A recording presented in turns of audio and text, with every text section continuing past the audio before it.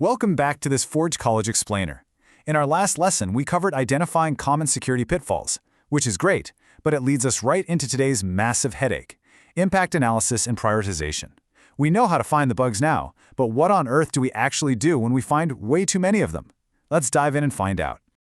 Okay, picture this scenario. You've just run your static analysis, you've poked around the codebase, and boom, you found 50 vulnerabilities in a single smart contract.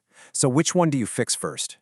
Handing a giant, unorganized pile of raw, chaotic bugs to developers at 4 p.m. on a Friday is a surefire recipe for absolute panic.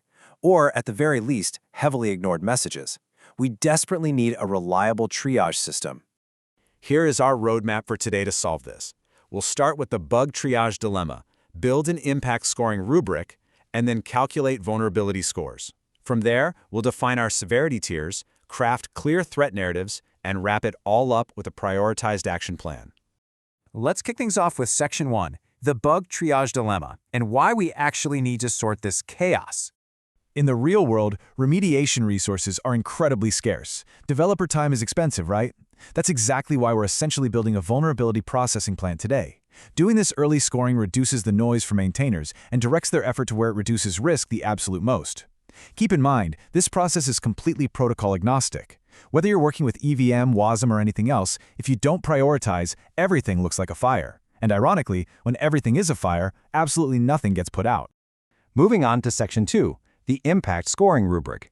This is the mathematical foundation of our whole triage machine.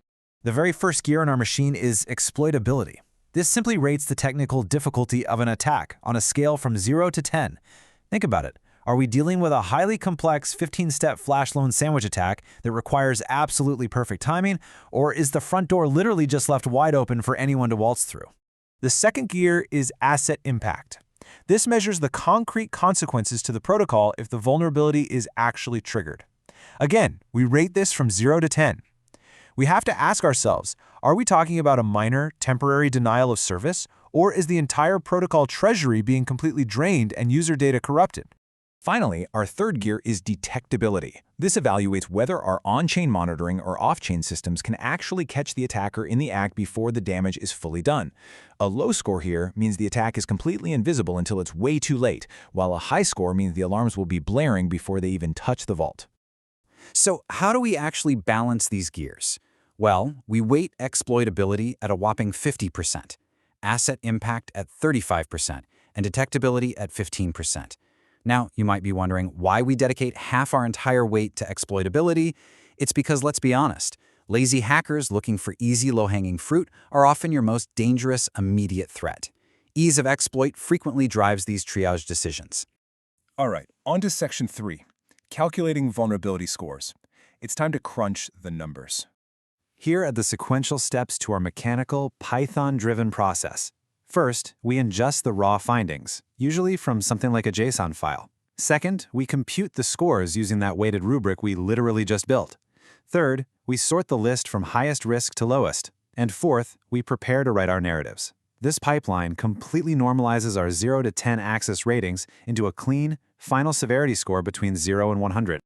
By running a simple prioritization script, literally just typing python prioritize.py into your terminal, we automatically annotate each finding with a numeric impact score. It sorts them from the most terrifying to the least terrifying and exports a beautifully prioritized JSON report that's perfectly ready for the next phase.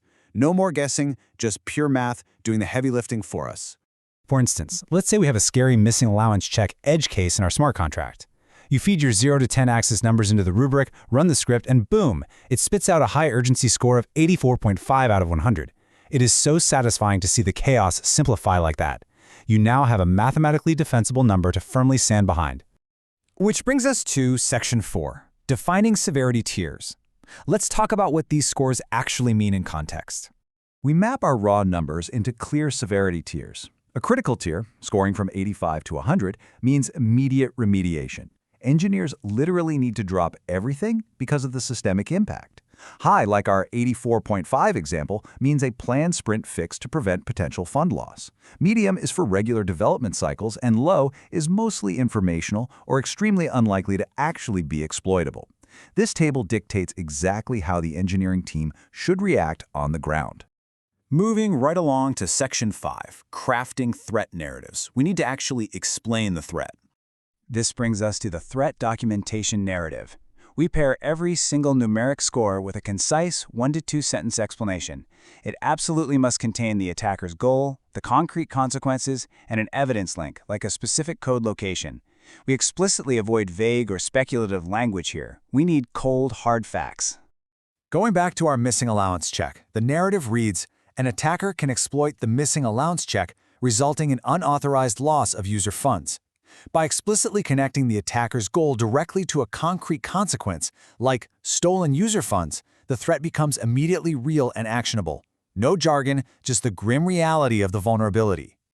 Furthermore, when looking at a vulnerability found versus a vulnerability mitigated, our mitigation priority must include a rationale that ties directly back to our machine's gears.